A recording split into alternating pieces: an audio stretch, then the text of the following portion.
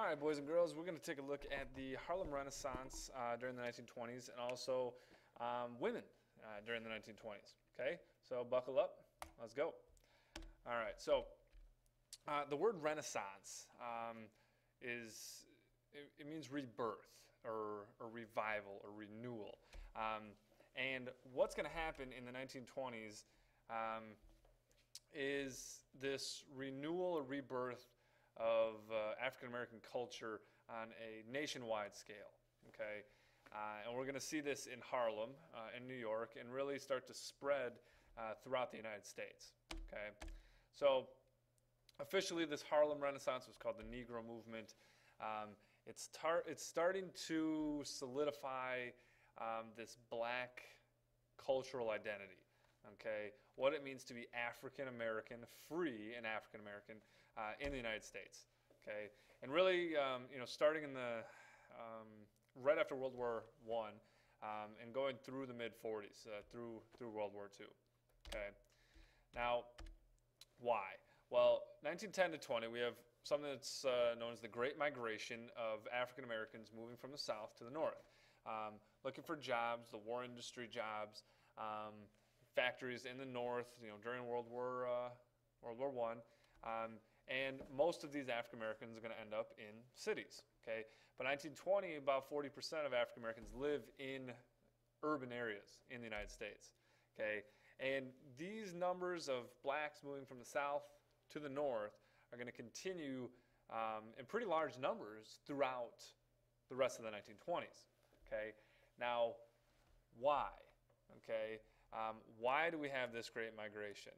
Okay, so rural areas in the South to these urban areas in the North. Okay, what are the factors behind this great migration? Okay,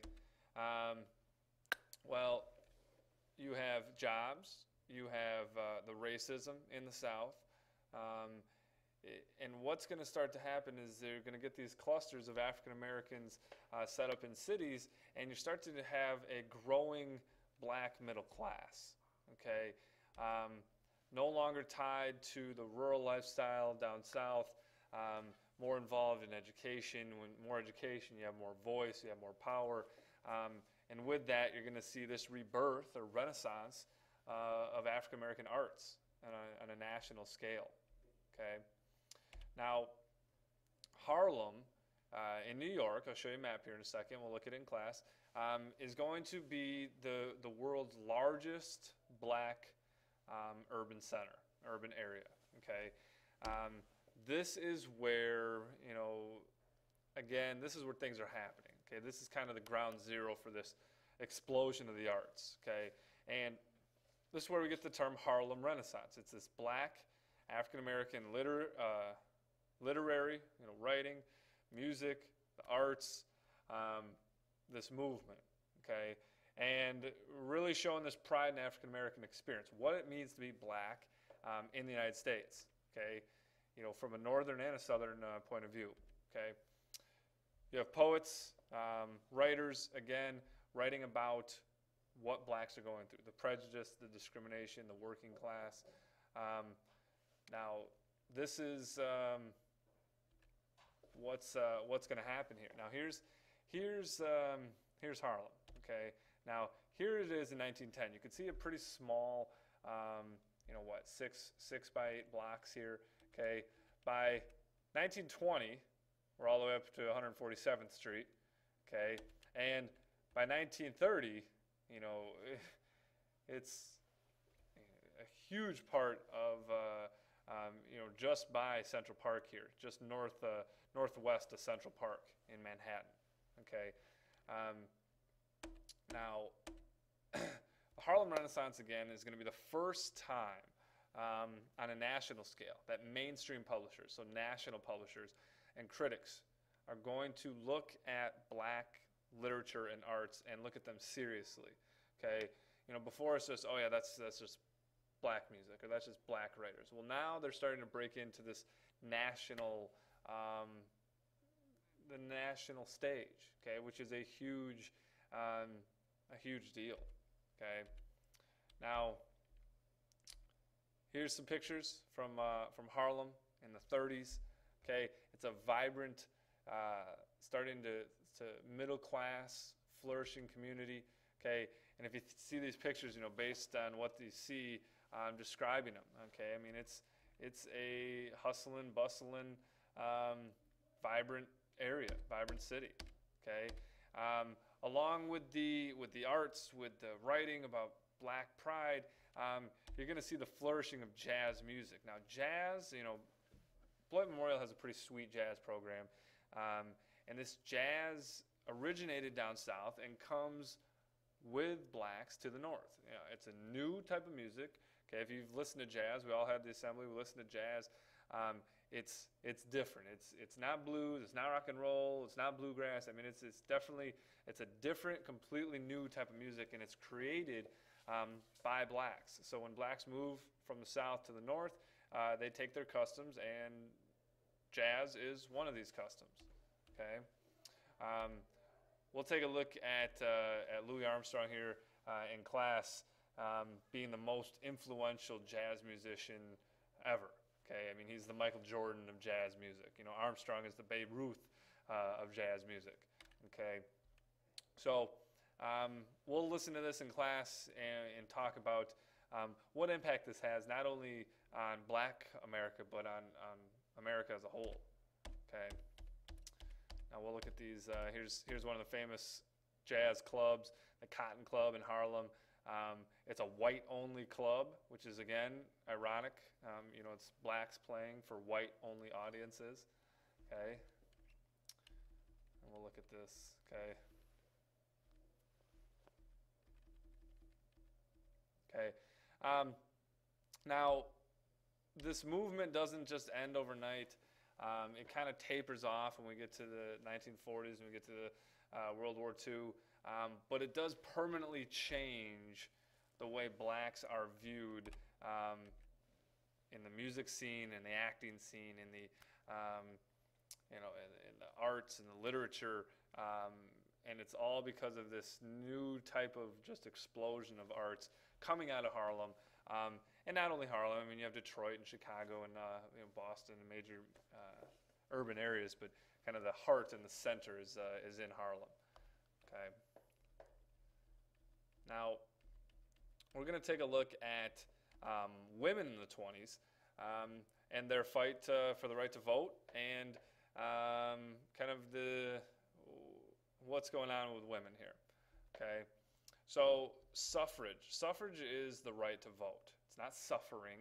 Okay, and the demand for women's suffrage is going to start before the Civil War. There's this movement to get women the right to vote, and women are going to be instrumental in getting blacks the right to vote. And now, 50 years after black males can vote, we'll see white women going to get the right to vote. Okay, here's women's suffrage before 1920. Okay, you can see a lot of all the southern states, the eastern coast here, no women's suffrage. Women could not vote. It's 50% of the population. And this is going to change in the 20s. Okay? Now, you have a lot of opposition to this suffrage movement. Okay, a lot of people are saying, women aren't smart enough to vote. If they vote, all they're going to do is double their husband's vote, or worse, cancel their husband's vote. They're too emotional to vote. So why muddy the waters and let these women who aren't smart enough, too emotional to figure things out, why let them vote? Okay, obviously, which is absurd, and we'll see women are going to fight and overcome these obstacles and win the right to vote. Now, the Women's Party and these other women's suffrage groups are really going to be the first non-violent protesting groups in the United States. Picketing, writing letters, marches, letters, and just petitioning the government. And we're going to see all these non-violent, effective means of protesting, really starting with these women. Okay. During World War I, these suffragists, you can see them standing outside the White House, comparing President Wilson to the Kaiser of Germany. And this isn't going to be, I mean, again, it's illegal to talk bad about the government, and some of these women are going to be arrested, put in jail, beat, starved in some cases, all for this right to vote. So they're being very critical of the government, but again, we looked at that. You can't talk bad about the government during World War I, and it's going to be a problem, okay? Here you see, you got some babies here. You got the marchers and the parades. You can see towards this propaganda piece here. We'll watch the movie about this. Force feeding women in jail. Okay. Some more propaganda or posters, I guess. We'll look at this in class. Women bring all voters in the world. It's true. One thing we all have in common, we all have a mom. Okay. Let women vote. All right. Now, the 19th Amendment is going to be ratified in 1920, and what it says is the right of citizens to vote cannot be denied based on your sex. Okay, so now legally speaking, whites, blacks, women, men, as long as you're of age, you have the right to vote.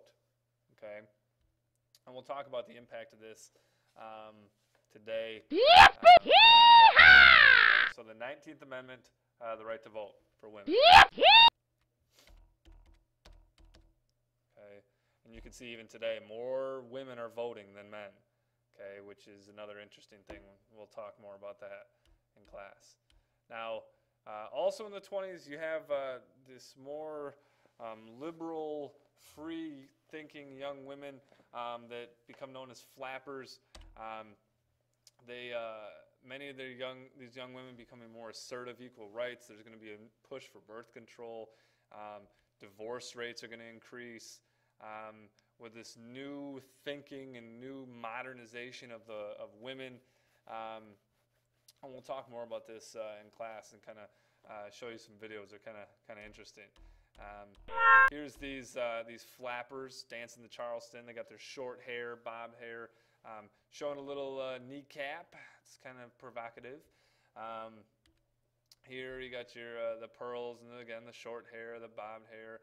Smoking in public is a big, that's a big no-no. Okay, lots of makeup, the pearls.